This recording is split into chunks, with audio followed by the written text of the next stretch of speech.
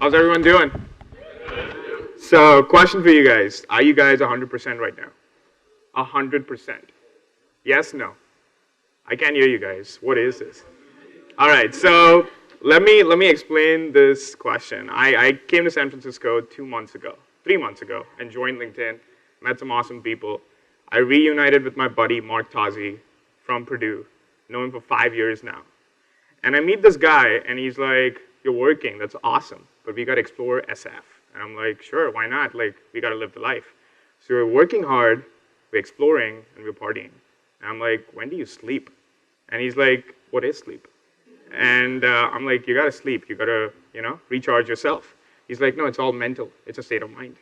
And that's what the t-shirt says. And he asked me, "Are you 100% right now?" And I had no sleep. And I was like, "Well, what does that question mean?" Just like what you guys asked. I'm like, he's like, "Well, are you ready to go? Do you really want this experience?" And I'm like, "Yes." So he's like, "Let's go." And first I was like, is this guy crazy? Like, have things changed in the past 5 years? I don't think he's the same. Like, this is a crazy question. But the question is basically asking you, like, are you going to give 100% every single moment of your life? No matter what you do. I mean, you're working, that's awesome, but you got to live your life. And that's why I asked you guys is, I'm surviving on 2 hours of sleep for the past 2 days. It's fine. I'm with you guys, 100%. I'm going to crash on the plane. Who cares? It's fine. But without further ado, what I want to do today is I want to quickly cover my story. I want to talk about LinkedIn. I don't want to bore you guys with what LinkedIn does because I think you all know what LinkedIn does. What I'll do is I'll make it more interactive. So I'll try to see how do you guys use LinkedIn. And if I identify like 80% of the things you do are just like 20% of what we offer, I'll try to cover the remaining 80%. And then finally, I'll do lessons learned, which I think if you don't take anything from this presentation, I would just ask you guys to be on the same page with me in the last section of the presentation. Beautiful city of Mumbai. I am from India. That's why I was born and brought up. And I'm going to open up for the first time in a public forum. I've never done this before. So obviously, I'm very close to my family. It was a tough decision to leave India, Mumbai, and come to the US. But I knew I had a dream. And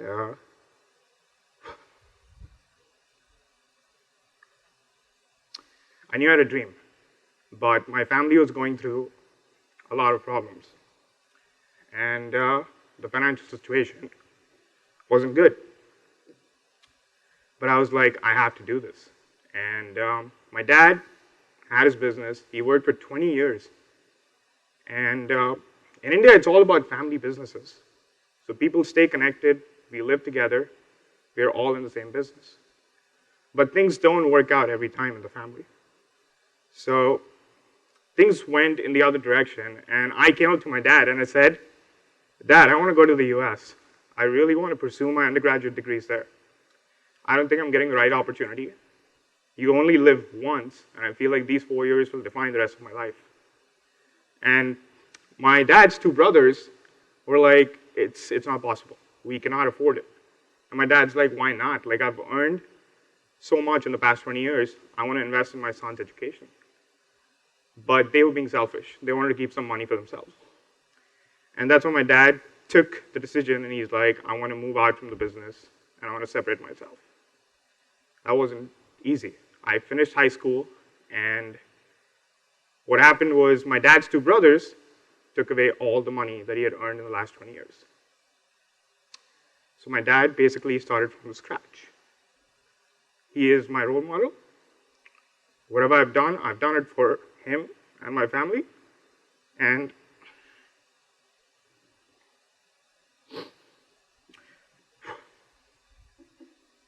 I just want to say that he took a loan to fund my education.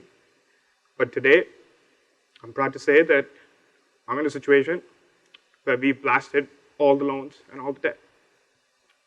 And I'm trying to build a better lifestyle, just like Adam says. So that's where it started, all in 2007. And I said, I have to achieve this. I'm going to go big. came to Purdue, did my double major in electrical engineering and business. And I feel like, you're truly your, sum of all your experiences that you go through as you're in college, as you're going through your career, as you start a business, et cetera, et cetera. Obviously, joined Delta Sigma Pi, met some amazing people. That's why I'm here. Did a lot of case competitions. I love to travel. Went to Germany, went to Canada, represented Purdue, ended up winning case competitions in Germany. Really gave me a new level of confidence because when I came from India, you gotta understand the culture in India is very different. And obviously I went through a culture shock. So some people say, you don't have that much of an accent when you talk. Well, I did. I had a thick Indian accent when I came. No one could understand me. And I was like, where am I? And I was living with my family back home in Bombay. And then I came to Purdue. I'm living in dorms. And I don't understand the system. I'm like, what is this? Like, there's no sense of family, no sense of connection. And I don't know my roommate. I'm going to meet him for the first time. I'm scared as shit. And I get in there, and the room's empty. I leave my bags. And my uncle and aunt, who live in Chicago, they dropped me at Purdue and left. And there was pin drop silence in that room. And I didn't know what to do. And I was like, I just want to go back to India. But then I was like, I've taken this major decision. My family's gone through a lot. I'm going to give this 100%. And that's where the whole journey started, and I never looked back. And that's one of the lessons that I'll talk about in the final section is stop giving excuses, stop complaining, and give it your 100%. So this was all in Germany, finished from Purdue, and in 2011, like Tim said, long story short, I came to succeed faster. And I would say I was doing amazing things at Purdue. I was really trying to take everything in. But I was like, do I just want to do a regular job? Like, 9 to 5, like, retirement, all that bullshit. And then I came here, and Mitch gives me this sheet. And he's like, what is your big dream? And I'm like, holy shit. I've never thought about this ever before in my life. And I'm like, why don't they teach us this at Purdue? Like, why don't they teach us to dream big and, then tailor your education so you can actually achieve those dreams? But they never do that. So that's why our education system is broken. One of my dreams, we'll fix it one day. But moving on, came to Purdue and came here and I was like, I do all these case competitions. I love solving problems. I love working with senior executives. I love presenting. I love talking to people. I'm like, what's a career that will allow me to do this every single day? And then Tim's like, consulting. I'm like, okay, let's give this a shot. I would love to explore consulting. And if I get to do this every single day, why not? And that's when I wrote down, I want to join McKinsey & Company. Now, one thing I want to highlight here is that McKinsey does not come to Purdue. And that's one of the biggest obstacles that even my friend Spencer is facing here. And I've been trying to help him out because he goes to Purdue too. And it's almost impossible to reach out to those folks and like say, I really want to work for you. But then LinkedIn comes into play. And then I start sending messages to people on LinkedIn.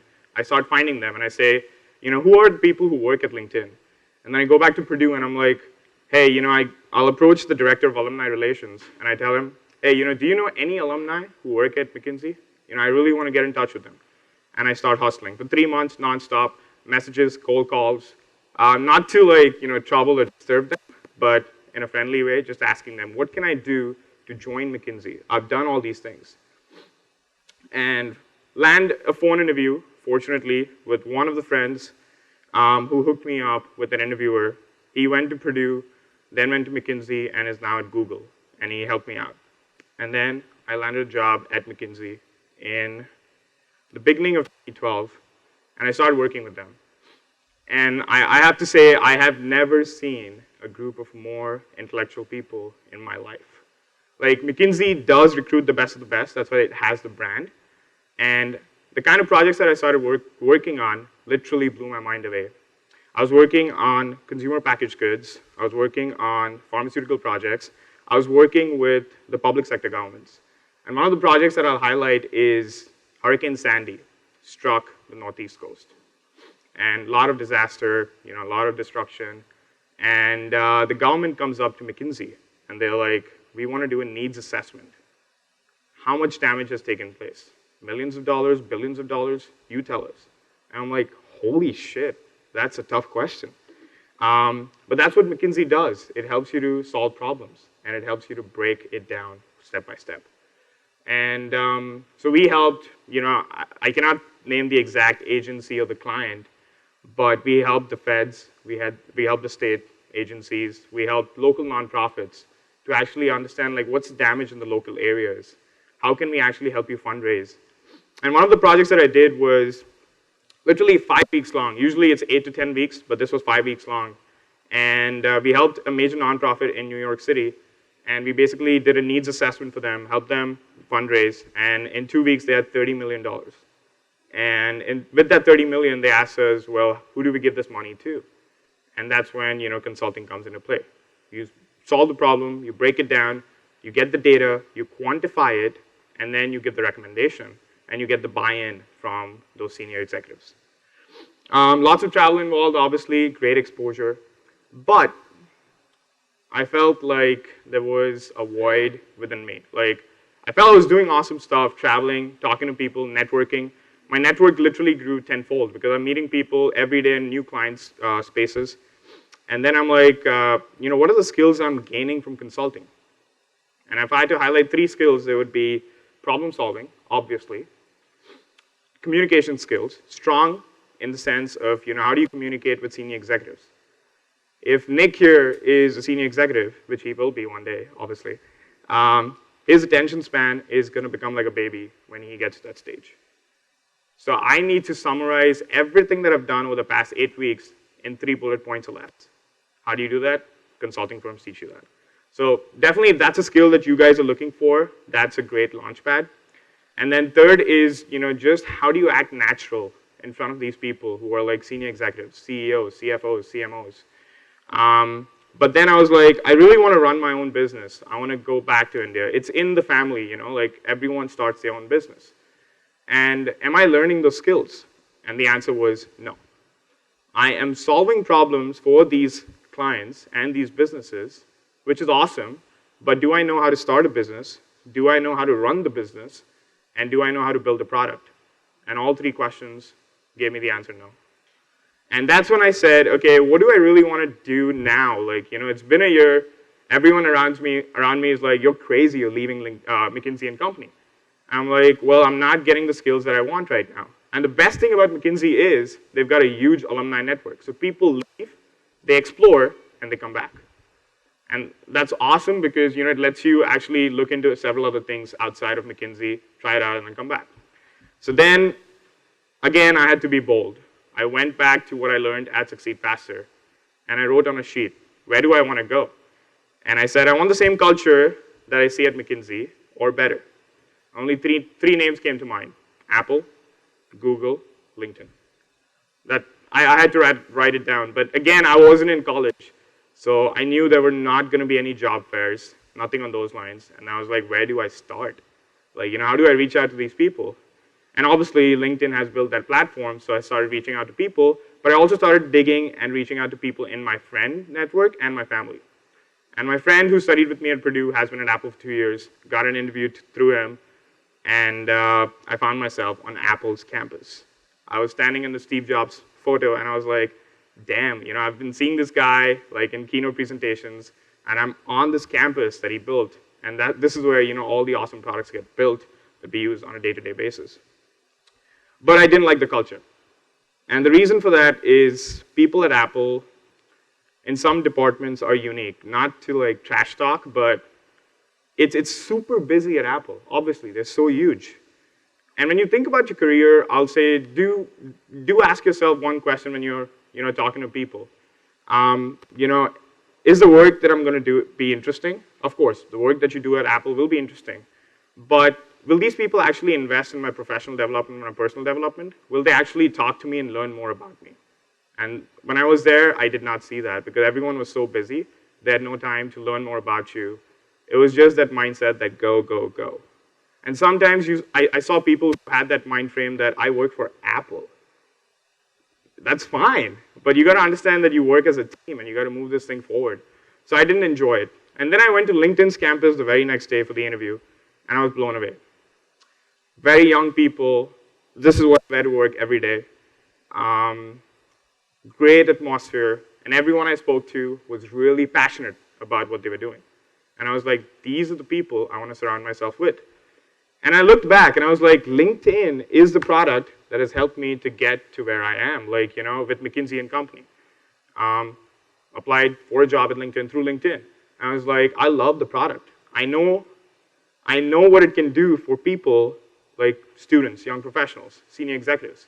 I was like, I love the product, the people are awesome, what else do I want?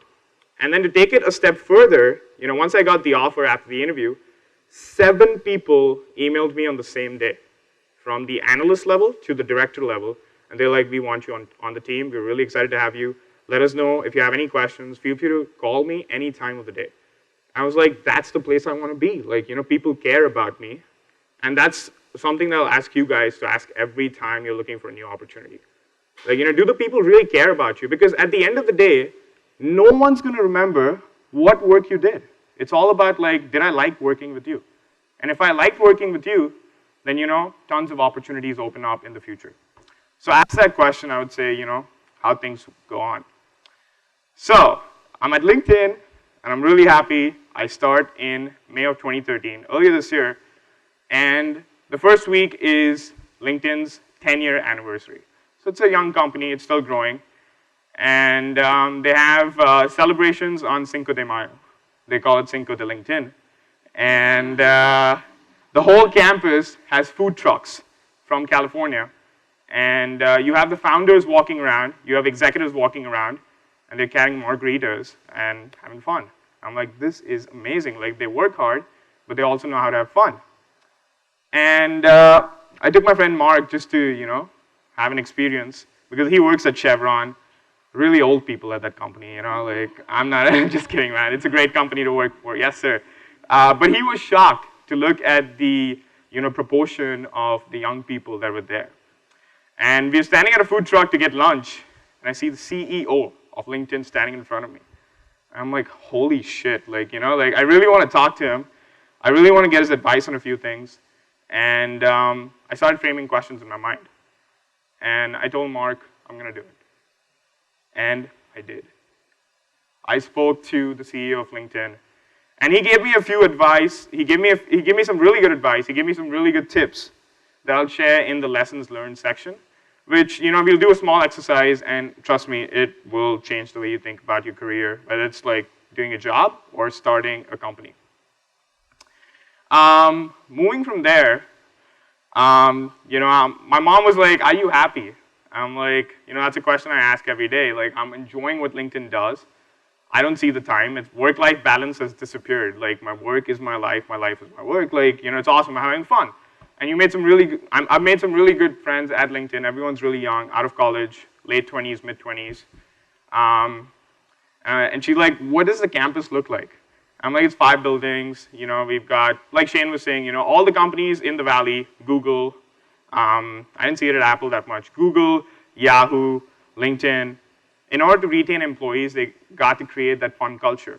So everywhere in the offices, you'll see, pool tables, table tennis, arcade games, free lunch every day, Friday, free food trucks. I literally don't spend anything on commute. They have a LinkedIn shuttle with free Wi-Fi on it. I just take that every day. You meet new people on the shuttle, which is fucking awesome. So I'm like, this is amazing, and that's what I'm telling my mom. And she's like, what else do you see on campus? I'm like, well, Google is right next to us. And one thing at LinkedIn is, besides the fact that everyone loves to work for LinkedIn, we have one-on-one sessions with people within the company. So you can go for lunch, you can go for a coffee, you can go for a walk, which I love. So every week I'll have a talk with my manager. And when I started, I was like, once a week, I just spoke to you last week, nothing has changed drastically. But as you pick up, as you ramp up, there's a lot of things to discuss with your manager. And then he's like, you can reach out to anyone in the company. I'm like, okay. So I started sending out emails, and I started scheduling one-on-one sessions. And I was walking with a director who handles the talent solutions business line at LinkedIn, and I see this. I'm like, what is this? And if people don't know, that's a Tesla. It's a Batmobile kind of shape. And the person sitting inside is Google's founder, Sergey Brin. And he's wearing Google glasses. He's just chilling. And the building behind is LinkedIn's building. Like, we've got 5 such buildings, and that's our campus. So basically, people from Google come into LinkedIn and vice versa. And I'm telling my mom, like, I see this, and then I see people like walking with Google glasses, just testing things out. And then I see a lady just staring at the tree with the glass. I'm like, what are these people doing? And then I tell my mom, I think I'm living in fantasy land. Like, I have no idea what's happening here. And I have to pinch myself, literally. But this is the future. This is the place where things are happening. This is the place where people are disrupting things. And then I see the driverless car that Google's testing just going around campus. So that's the culture at LinkedIn in general, how I've experienced it over the past 2 months. What I do is I work as a senior business analyst. I was a business analyst at McKinsey, so a role above that now. And I handle the premium subscriptions business line. So the subscriptions that you guys, if you've used it, like a job seeker, a general subscription, or a sales subscription. It's 20% of LinkedIn's revenue, which is about $250 million last year, which was $250 million just for the business line that I handle. And now it's about to double this year. And what I do for them is, on a day-to-day basis, I look at the metrics, the financial metrics, and I try to see, okay, we've set this goal with the finance team that we need to hit every single day. Like, this much revenue and bookings need to come in. And I'm like, this is exactly what I wanted. Like, I know I need to understand how to run a business. And if something goes wrong, you got to then solve the problem. Well, how do I solve the problem? I think I did that at McKinsey. I learned that skill. So I started using those skills here. Besides operations, then I started talking to people like you who use LinkedIn, and I asked, like, what do you guys want out of LinkedIn? Like, how can we provide a better product? So I started working on like strategic projects, which are long-term, short-term, but it gives me exposure to finance, marketing, engineering, data science, everything, because LinkedIn is having so much data to deal with that is insane. If you had to take a guess, how many people do you think are joining LinkedIn per second as a member, like signing up, just logging in, not logging in, like creating an account? Any guesses? So it's 2 members a second. 2 members a second. We are about to cross 3 very soon. International expansion is going to be the biggest driver because everyone in the US uses LinkedIn. So that's what I do for LinkedIn. Basically, I work with all these people. I love data, not just numbers in Excel, but big data. So like every action that you do on LinkedIn is getting tracked, obviously, because we want to see how you're using LinkedIn. But you need to understand that business is not the only thing. Business skills are not the only thing that you need for your day job. You need to understand how to code and how to like collapse the data. So I'm literally like dealing with 20 to 50 gigabytes of data. I need to analyze all that, make slides, and then again present to senior execs saying, these are 3 key bullet points. This is what I did over the past week. But it's awesome because the people that I work with are just passionate about what they do. And the past 3 months have literally flown by. Like, I'm having fun. So besides my day job, there's another passion of mine, which Tim mentioned, is my nonprofit, which is Global Impact Collective. And the idea basically came up when I graduated from college. I see you all are involved in college. It's amazing. You're super involved besides academics. But how do you continue that after graduation? Like, I really want to use my skills outside of my job. I really want to use my skills to give back. I really want to use my skills to help someone and make an impact. And that's why the name Global Impact Collective. We're trying to make a collective group. It's got to be global, and we're going to make an impact. So basically what we do is we do pro bono consulting for other nonprofits. We help them with any questions that they have.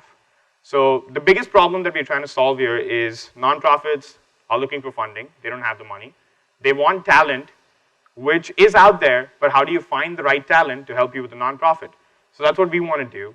Our goal here is to create a global map on our website, which gives all nonprofit locations across the globe and what their needs are, and then overlay that with people like you who want to volunteer and give back. and then reduce the friction there and let the dots connect. And that's when I think magic will happen, and a lot of nonprofits will do awesome stuff, and we'll make a huge impact. Still working on it. We just a year and a half since the day that we registered. Besides that, we want to empower individuals like you. You have some awesome skills. I think you should use it besides your day job and give back. So we're going to work on like educational resources on our website, like videos, go and do like presentations, talks, to actually tell you guys that you should actually do this. And the number one question that people ask us is, how do I do this? Well, one, use your network, leverage your network. Two, we're going to build that global map so that you can use that and make it very intuitive for you guys. And then finally, build a global network of people who just want to give back. So LinkedIn is one platform where we want to build that group, have a discussion, get the engagement going. So those are three main channels and three main arms of my nonprofit. And still working on it, something that I do on the side, so progress is slow. But I feel like if I really get funding for it and we start making a big impact, which we have in the past few months, we've already given back to nonprofits in United States, India, Haiti, and Canada. So overall, we've done about 8 projects. And something that will blow your mind away is none of us are in the same location. So all 6 of us who are in the nonprofit are working from home whenever we get free from work. Out of 6, 1 is in India, 5 of them are here. So I'm on the West Coast. We have people in Washington, D.C., Florida, all over the country. And we basically do everything virtually. And this is something that we want to scale up and try to tell people that with today's technology, you really don't have to physically be there to give back. Like, you can do it. Like, you have the skills, just volunteer your time and your skills. So if anyone's interested, I'll be happy to talk about this later. I've been trying to work with Yasna, trying to help her out with Soap and Towel campaign too. Yeah, really love it. It keeps me grounded. It helps me to give back. So finally, I want to come to LinkedIn. Just do a 15-minute quick thing with LinkedIn. How many of you all use LinkedIn on a weekly basis? Show of hands. Okay. Daily basis. Keep your hands up. Keep your hands up. Daily basis. Okay. So I just want to give a overview of LinkedIn. Josh and Shane both said one thing yesterday. LinkedIn is a sleeping giant. And since I'm a data guy, let me prove it to you guys. So LinkedIn obviously connects opportunity with talent. So you have the talent. How do we connect you with the right opportunity? And we want to do it at a global scale, at a massive scale. Our vision is to create economic opportunity for every professional in the world. Now, the way you can interpret this is that economic opportunity can be you're looking for a job and you're looking for a source of financial streams. It can be you're trying to launch your own business, or you have your own nonprofit and you're trying to connect with people. It can be anything. Economic opportunity is basically how you define it. And coming back to my conversation with the CEO of LinkedIn, I asked him, what do you mean by vision and what do you mean by mission? How do you separate the two terms? People use it interchangeably. And this is what he told me. Vision is the dream, a company's true north. So think of it as your guiding star.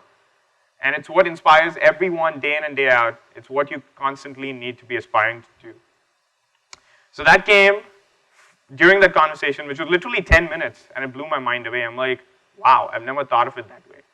So what I want to do is quickly take 2 minutes, and I want you guys to write down, what do you think is your vision? What do you think is your guiding star in your life? It's a tough question, but think about it. So this is where, the next step comes in is what's the mission? And the mission for LinkedIn is we want to create economic opportunity. That's the vision. How do we do that? We want to connect the world's professionals so that they're more productive and successful. So if you think about the mission is what is helping you to strive to get to that vision. So take 2 more minutes and write down your mission that'll help you to get to your vision. So, in the sake of time, I won't do the next step, but this is what we do at LinkedIn is, not just that, come up with the company vision and the company mission. We want each and every LinkedIn employee to come up with their vision and mission, and then we try to tie it back to the company. And that's why I love LinkedIn. The next step here is to actually break it down and identify what are the steps that you're going to take to actually, live your mission so that you can reach to your vision. So I won't do that right now just in the sake of time, but do it when you get back. It's something that you can work on. Just like Matt said, like those 13 steps that he has, start knocking them down and then you'll get there. So quickly, what I'll do is over the next 10 minutes, I'll go through some statistics, why LinkedIn is a sleeping giant, why you guys need to be on LinkedIn and need to be using it actively. And then I'll give a quick demonstration of some of the things I do and what I did to get my dream job and so on and so forth. So 225 million plus members are currently on LinkedIn. We're growing at 2 members a second, which I'm pretty sure we're going to cross 250 million within a few days. 88% of Fortune 100 companies hire on LinkedIn. So if I had to give you a reason why you're not on LinkedIn, this is the reason. If you want to work at one of the Fortune 100 companies, you need to be on LinkedIn. You need to have a presence. And then we have more than 3 million company pages so that you can follow companies and see what they're doing. They're posting updates. And that's one way to stay connected to the company. When I was in college, I was doing company research before a job fair by going to the company website, struggling to find the right information. The LinkedIn company page now brings it in one place, and you can just search for companies and do your research before trying to see what your dream job is. This is what we do in terms of the value that we provide to our members. So identity, insights, and everywhere. Quickly, identity is basically your professional identity on LinkedIn. So your profile, how you build your brand. Insights is what Alex said, is you read the news. So we want to give you insights in your daily job so that you can be more productive and successful. And then everywhere basically means that LinkedIn is a tool, it's a platform. So we want to be everywhere. We want to be with you wherever you are when you're traveling. So on your desktop, on your mobile device, on your tablet device, whatever it is. This is how LinkedIn's divided today. 3 business lines: talent solutions, marketing solutions, and premium subscriptions. I work on premium subscriptions, which is 20%. Talent solutions is 60%. Marketing solutions is 20%. 60% from talent solutions is basically recruiters buying a subscription to LinkedIn, buying a seat on LinkedIn, which is $8,000 a year for one person. Sounds like a lot, but when you compare it to staffing agencies, it is dirt cheap. Because if you hire 3 or 4 candidates through LinkedIn, that's your return on investment, and you're good to go. So that's 60% of revenue. 20% is marketing solutions, so companies posting ads. We don't want to bombard you with ads that are just like bullshit ads, but we want to have companies sponsor their products, services, careers, paths. That's the kind of ads that we want to put on so that you guys have relevant information all the time. And then premium subscriptions is job seeker subscription.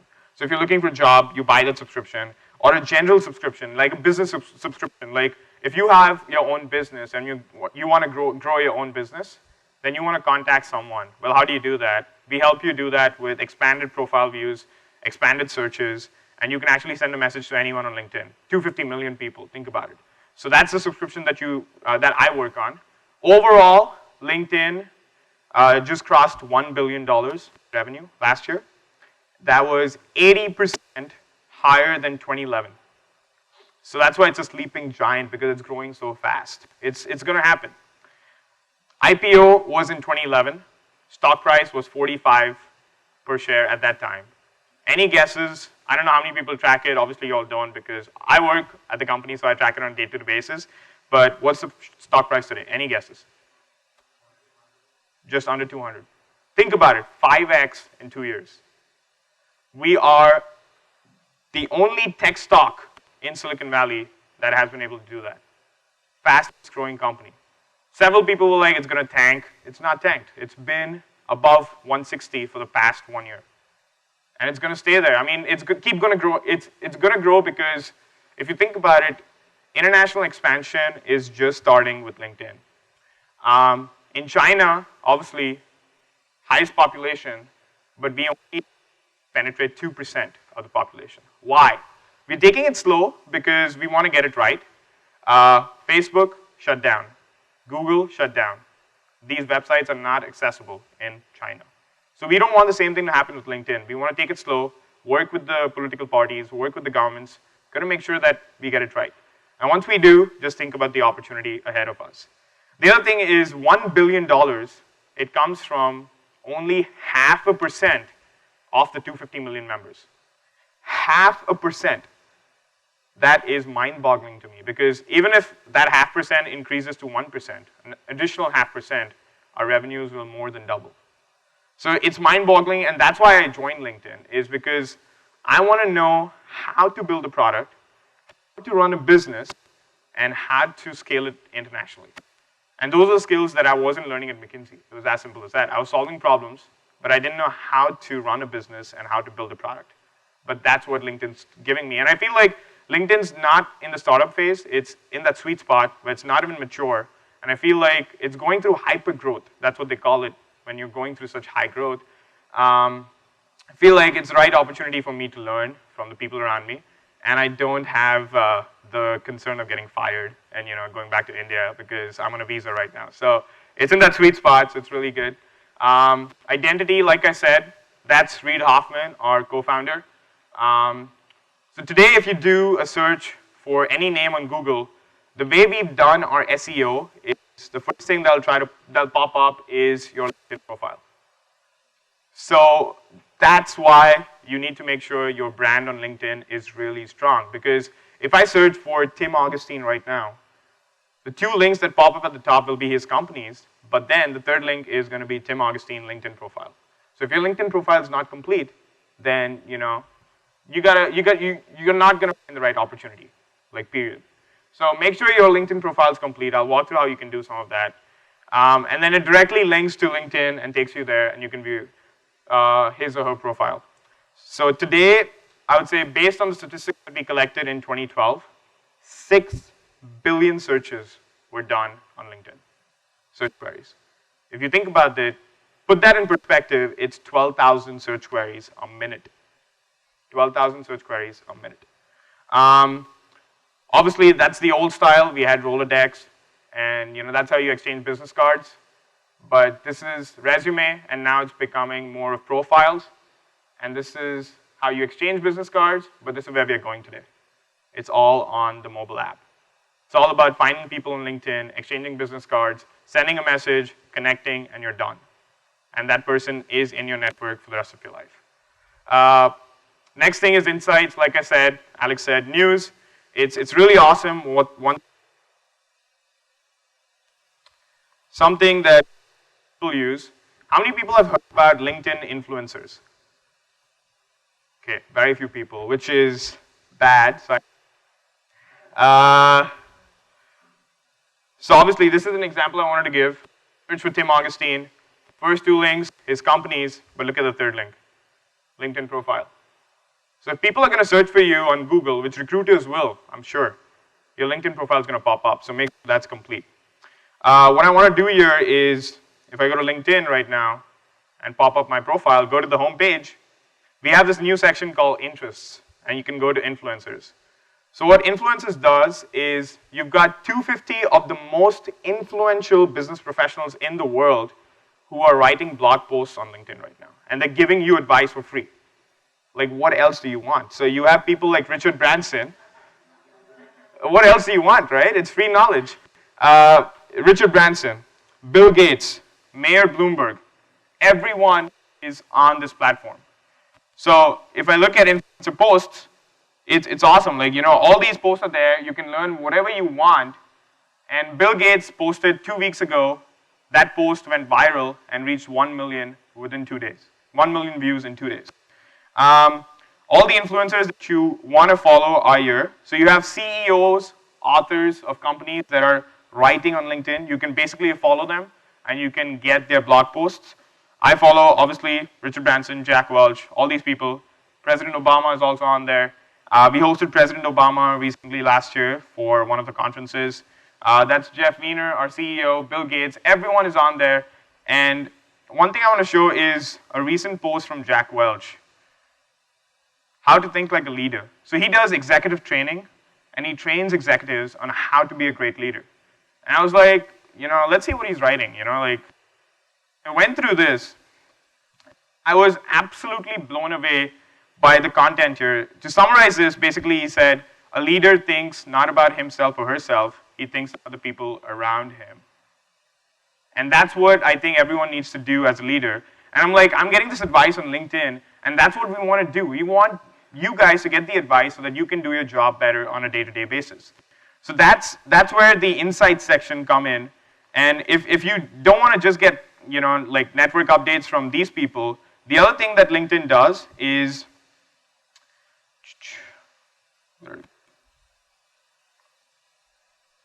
so LinkedIn Today. That's the first thing that's going to show up on your home feed. So these are news posts from companies like GigaOM, Wall Street Journal, The Economist. So you don't need to go anywhere. Like everything is here. Mashable, whatever you want, like everything is here. So not only can you follow influential people, you can get news from awesome, websites, magazines, authors. Everyone's in one place. Everything's in one place. The other thing that I want to talk about is, so I did this, insights, today, everywhere. So if you haven't installed LinkedIn app, it's one of the easiest ways to connect with people, especially at such conferences. Just search people, connect, send a message. You can record notes. So we have a new app called LinkedIn Contacts. So as soon as you actually install that LinkedIn Contacts app on your phone, you can actually record notes. Okay, I met this person at Succeed Faster, and that will stay in your network for the rest of your life. The other thing that we're trying to highlight is we're trying to integrate LinkedIn with every website out there. So obviously CNN is a big one. So if someone searches for Zappos on CNN, well, if you see at the bottom, we've got all the employees who work at Zappos, and you can immediately connect with them on LinkedIn. So you don't need to go to LinkedIn separately. We're trying to integrate it all throughout the web. Talent solutions. So I wanted to give you guys a sneak peek. How many of y'all are actually looking for a job right now or an internship? Awesome. So this is a sneak peek into what recruiters actually get access to. So this is a snapshot. They basically search for keywords. So they're searching for mergers or arbitrage. They're searching in location Hong Kong, China, industry, finance. And if you have these keywords in your profile, you're going to pop up. So the key thing here is make sure you're putting the right keywords in your profile. The advantage of LinkedIn is it allows you to put in more information than your resume. But you got to be careful there. Don't put too much information because it's just like a resume. Like people are going to view it for a few seconds. So if you write too much, no one's going to read it. Like be concise. What do you want the recruiter to know from your description? So basically this is what recruiters see. They can track you, and basically every time you update something, they'll get a notification saying, hey, this person has changed this on their profile, and you should check them out. And that's when the recruiter will send you a message on LinkedIn and say, hey, I see you're doing awesome things in your career. I think you should join our company. Let's interview. And if they feel you're not the right fit, then what they're going to do is they're going to transfer your profile to another recruiter within the same company. That's the ecosystem that we've built today. So you don't get lost in the pipeline. You're there. So you just get transferred from one place to the other. One thing I want to show about the profile, I know Josh walked over it yesterday a little bit, but if you don't have these things, I would highly recommend you to do this on your profile. So definitely have a summary. Besides the summary, I would say, like I've done for my job descriptions on LinkedIn, like 3 bullet points, 4 bullet points, not more than that. Keep it concise.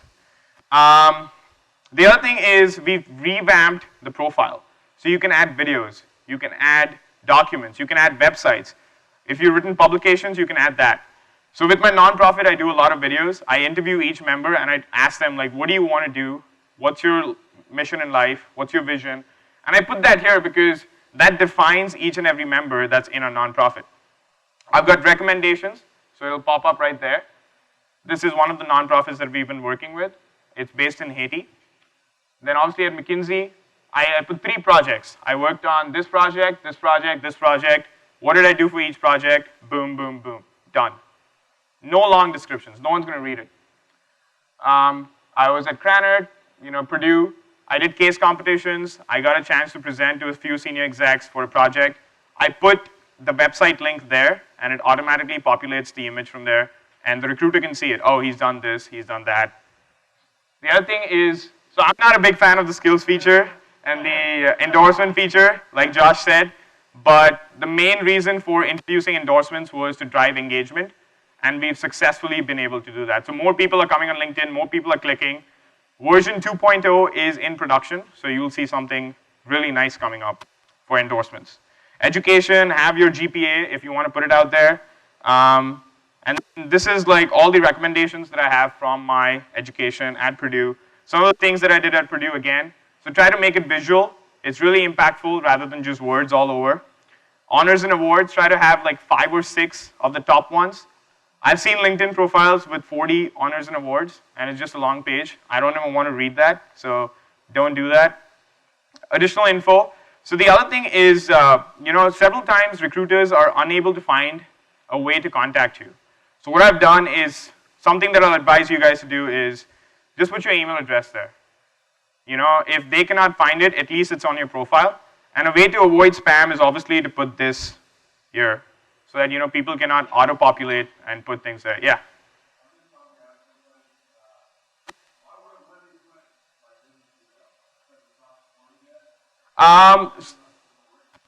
So the thing is, we're trying to work with enterprise emails, but if there are security issues, it's not going to link. So that's why we're right now keeping it to Gmail, Hotmail. But obviously, if your company has the right security networks in place, then it's going to automatically link in. Yeah.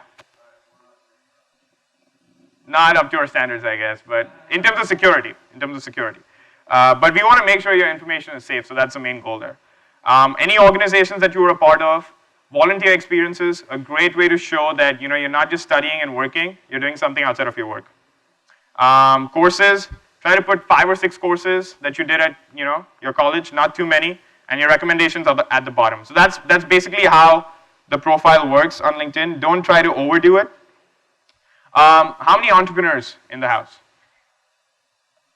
What do you guys do for online ads right now? How effective are Facebook ads? Awesome. Anyone else? What do you guys do for online ads? No idea. Okay. So Marketing Solutions on LinkedIn is a new platform, recently launched. The great thing about LinkedIn is, just think about it. You've got the most educated and most affluent people on LinkedIn. So once you put an ad about a product or something you want to do, or you want to attract the best talent, you're actually showing it to the most educated and affluent people on the web. And basically what the platform allows you to do is, once you show it on the next page, but it's a self-service platform, it's really simple. Once you create an ad, it allows you to actually select an industry. So I just want this ad to be shown to the financial industry folks. I just want this ad to be shown to senior executives. I just want this ad to be shown to people in the US. And that's what it'll do. So I want to give a case study quickly. HubSpot recently did an ad campaign on LinkedIn, and the click-through rates were anywhere between 0.1% to 0.3%. Now, people who understand online ads, that is insane. 60% higher than any platform on the web. So Facebook is like far behind us, because Facebook has so many people that those people are not relevant to your business right now. So great way to do this. If you want to look at ways to actually put ads there, which will be helpful to grow your business, talk to me. I'll walk you through the self-service platform. I'll help you select the right industries. And we have a self-service dashboard, which actually gives you numbers and graphs to track your progress. We're actually working very hard on this so that we don't have to do anything, and everything is provided to you in the dashboard so you can take actions on a day-to-day basis. Premium subscriptions, this is something I work on. So business people use it a lot. We've got business, business plus, and executive plans. So basically you can find people, so advanced search filters, expanded profile views, because you cannot view profiles beyond your first degree. So you got to connect with them to view the entire profile, but the subscription allows you to view expanded profiles. You can send messages to anyone, and that's the best part. That's how I got in touch with people when I wanted to get into McKinsey. That's how I got in touch with recruiters at LinkedIn. That's how you can get in touch with some of the folks. Don't bombard them with spam, because one thing that pops up is, every time anyone's trying to send a message, we try to say, do you know this person outside of LinkedIn? That's key, because we don't want you to send messages to anyone and everyone. So think about that before you do that. So what does this mean for business? Our value propositions are clear: hire, market, and sell. So we're helping recruiters hire the right talent. Through ads, we're helping them market the business. And finally, we're trying to help them sell because we have a sales subscription package, which is really helpful, which I want to show you guys. How many sales folks in the house? One thing which I show is, where did it go? Yeah. So if I'm selling a product and I feel like people at IBM will use the product, I just go on LinkedIn and I just did a simple search at the top, IBM, right? And I click on this guy, and suppose I'm James, and I'm looking to sell this product. I don't know this guy, but I want to get in touch with him. So what I do is, if you see on the right, LinkedIn tells me 4 people available to ask about Michael. And then I click on this and look at the power of big data. It tells me these are the people in my network who are connected to Michael. So what's the next step that I can take? I ask my friend Garrett to introduce me to Michael. So this window pops up and the subject is, would you mind introducing me to Michael? And it's a lead right there and there. You know, like, so I'll give you an example. So this was something for sales that LinkedIn was trying to do. And my friend, he's an account manager here in Chicago with LinkedIn's office. And he's trying to sell LinkedIn subscriptions to IBM. This is a true story. It happened last week. And my friend Jack Lynch, who studied with me at Cranard, he graduated last year. He's now he's working in sales. And this account executive reached out to me and he's like, hey, I see you have a friend in Chicago. He's working at IBM. Can you introduce me? And he did this exact same thing. I introduced him. Within 2 hours, my friend Jack Lynch replied back. And my account executive right now is going to meet that guy in IBM to actually sell the product.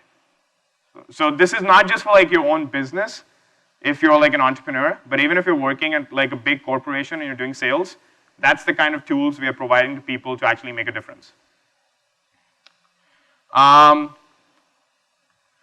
So quickly, I'll do lessons learned and I'll open up to questions. I have a ton of other stuff to show, but just want to make sure we are going in time. So lessons learned all throughout, coming from Mumbai, going through that difficult phase, coming to McKinsey, LinkedIn, whatever. First thing, as Dane said, all limits are self-imposed.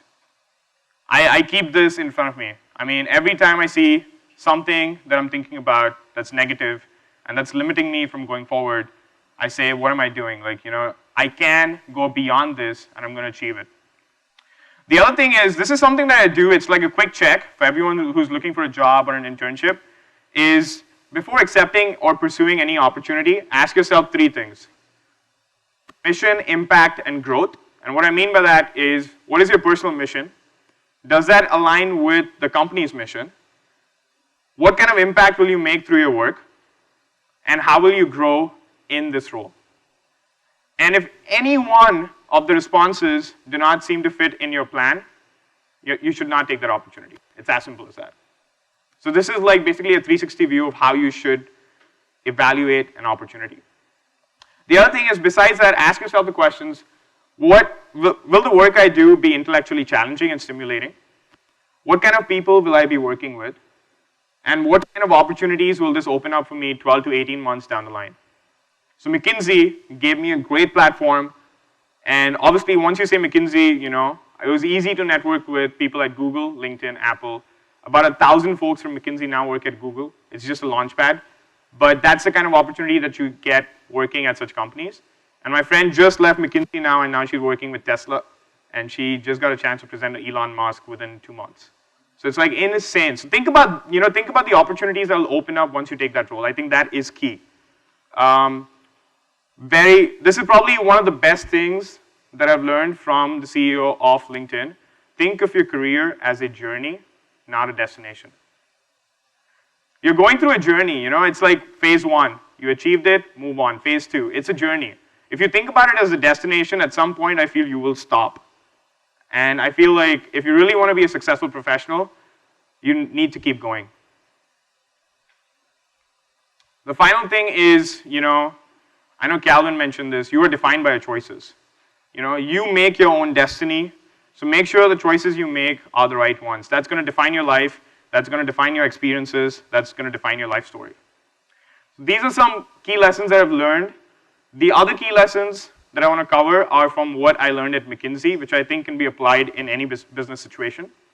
One, data-driven analysis is the best way to get buy-in from senior execs.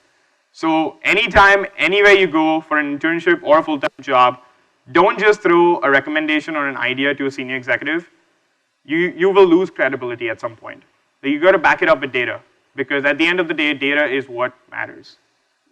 The other thing is, as human beings, we love stories. So like Calvin was saying, learn to storyboard. Learn to put your stories together. You know, all the analysis that I do, the executive is going to tell me, I don't care how much gigabytes of data you looked at. Like, tell me a story. What is the entire story behind this data, and what should I do with this to make a decision? The final thing, two more things. Always use the pyramid structure. This is something they taught us at LinkedIn. When you're trying to weave a story, start with the overarching thought, and then break it down one step at a time. So you say, I looked at all this data, this is what I found, and let me show you how I found this, and then break it down. So use the pyramid structure, start with the overarching thought, and then break it down. And final, I think, like I said, when you're talking to senior execs, their attention span is really small. So be concise, be precise. Try to put everything that you learned from the analysis you did in 3 bullet points or less. And if you do that, trust me, it's a human tendency. We tend to remember things in groups of 3. It's just the way we work. So if you really want to be successful, just say, hey, I did this, we think we should do A, B, C. Done. And that guy will be on board. That's usually how things work in consulting or any business, actually. Some personal mantras that I go with: go big or go home. As simple as that. That's something I learned in 2007 when I came from India. I said, I got to do this. Live in the moment. You got to be 100% every single moment. Stop complaining and never regret. As Dane said, I live by this theory that if you regret, if you complain, a part of you dies every single moment. So that's me. Questions? You can contact me. That's my LinkedIn email address. You can send me a message, obviously, on LinkedIn. Facebook friend me. My phone number is right there. Text me, call me, whatever you want. Happy to help. So this is just like a 10% preview of what LinkedIn can provide you. If you want to learn more as to what you can do with LinkedIn, happy to help. Anything like career advice, happy to help with that. Yeah, that's it. We'll have a panel discussion.